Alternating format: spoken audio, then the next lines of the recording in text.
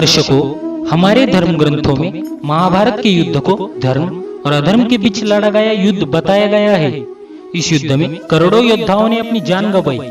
कुरुक्षेत्र में लड़े इस युद्ध की भयावहता का पता इस बात से भी चलता है कि महाभारत युद्ध के कारण ही आज भी कुरुक्षेत्र की मिट्टी का रंग लाल है। इस युद्ध में भाग लेने वाले कई ऐसे महारथी थे जिन्हें मारना आसान नहीं था, किंतु फिर भी वो मारे गए। इस वीडियो में मैं आपको महाभारत की ऐसी गाथा के बारे में बताऊंगा कि किस प्रकार पांडवों ने युद्ध जीतने के लिए छल कपट का सहारा लेकर ऐसे ऐसे योद्धाओं का वध किया जिन्हें मारना किसी के लिए भी असंभव था। तो आज का हमारा ये वीडियो अंत तक अवश्य देखिएगा। नमस्कार दोस्तों, मेरा नाम है अथर्व और आप देख रहे हैं अथर्व तिवारी यूट्यूब चैनल। यदि आप भगवान श्री कृष्ण के भक्त हैं तो अभी हमारे चैनल को सब्सक्राइब कर ले और नीचे कमेंट सेक्शन में जय श्री कृष्ण अवश्य लिखिएगा। छल कपट से मारे गए योद्धाओं में सबसे पहला नाम आता है भीष्म पितामह का। कौरवों और पांडवों के पितामह भीष्म महाभारत के युद्ध में भाग लेने वाले सबसे पराक्रमी और बुजुर्ग योद्धा थे। ऐसा कहा जाता है 18 दिनों तक चले इस युद्ध में भीष्म 10 दिनों तक पांडवों की विजय में बाधक बने रहे। महाभारत युद्ध भीष्म को पराजित किए बिना पांडवों के लिए जितना असंभव होता जा रहा था। ऐसी स्थिति में श्री कृष्ण की सलाह पर अर्जुन ने शिखंडी को ढाल बनाकर युद्ध के 10वें दिन भीष्म को बाणों से चलनी कर दिया। के बाद भीष्म ने बाणों की शैया पर लेटे लेटे महाभारत युद्ध समाप्त होने के बाद अपने प्राण त्याग दिए। कौरवों और पांडवों के गुरु द्रोणाचार्य को महाभारत युद्ध में हराना असंभव था।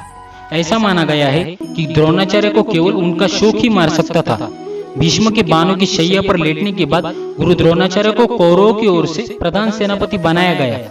सेनापति बनने के बाद द्रोणाचार्य पांडवों की जीत में सबसे बड़े बाधक बनते जा रहे थे। ऐसे में पांडवों को एक बार फिर श्री कृष्ण की सलाह पर छल का सहारा लिया। श्री कृष्ण ने भीमसेन से कहा कि वह अश्वत्थामा नाम के हाथी को मारकर जोर जोर से चिल्लाए कि मैंने अश्वत्थामा को मार दिया। द्रोणाचार्य के पुत्र का नाम भी अश्वत्थामा ही था। ऐसा सुनते ही गुरु द्रोण अस्त्र शस्त्र त्याग कर जमीन पर बैठ गए। इसी बीच धृष्टद्युम्न ने तलवार से द्रोणाचार्य के सर को धड़ से अलग कर दिया। अर्जुन के पुत्र अभिमन्यु को मारने वालों में दुर्योधन की बहनोई जयद्रथ का नाम भी शामिल था। जयद्रथ को अपने पुत्र का हत्यारा मानकर अर्जुन ने प्रतिज्ञा ली कि अगले दिन सूर्यास्त तक जयद्रथ को नहीं मार पाया तो वह आत्मदाह कर लूंगा। शाम होने वाली थी और अर्जुन के लिए जयद्रथ को मार पाना असंभव दिख रहा था। ऐसे में श्री कृष्ण ने अपनी माया से सूर्य को ढक दिया, जिससे चारों ओर अंधेरा छा गया।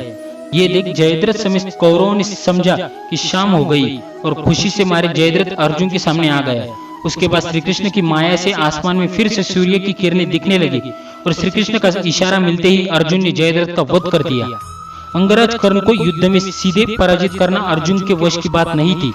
ऐसे जब युद्ध करते समय कर्ण के रथ का पहिया जमीन में फंस गया और अर्जुन कर्ण अपने रथ का पहिया निकालने लगा, तब श्री कृष्ण ने अर्जुन से कहा कि यही वह मौका है जब तुम अंगराज कर्ण का वध कर सकते हो। श्री कृष्ण ने कहा कि मुझे पता है कर्ण ऐसा योद्धा है जिसे केवल छल से ही पराजित किया जा सकता है। ऐसे में मौका देखकर अर्जुन ने अंगराज कर्ण का वध कर दिया। महाभारत युद्ध के अंतिम योद्धा दुर्योधन का वध भी पांडवों के छल पूर्वक ही किया गया था। महाभारत युद्ध के अंतिम दिन भीम और दुर्योधन में गदा युद्ध हुआ। इस युद्ध में गदा का प्रहार कमर से ऊपर करने का नियम था, लेकिन भीम ने श्री कृष्ण के संकेत पर दुर्योधन की कमर के नीचे वार करना शुरू कर दिया और इसी तरह पांडवों ने दुर्योधन का वध भी छलपूर्वक किया। तो दोस्तों, अब तो आपने जान ही लिया होगा महाभारत युद्ध में छल से मारे गए 5 योद्धा कौन थे। यदि आज की हमारी ये खास पेशकश आपको पसंद आई हो तो जानने से पहले एक बार वीडियो को लाइक करें, हमारे चैनल को सब्सक्राइब करें और ज्यादा से ज्यादा इस वीडियो को शेयर अवश्य करें। मिलेंगे अगली बार ऐसे खास वीडियो के साथ, तब तक के लिए बहुत बहुत धन्यवाद। जय हिंद, वंदे मातरम।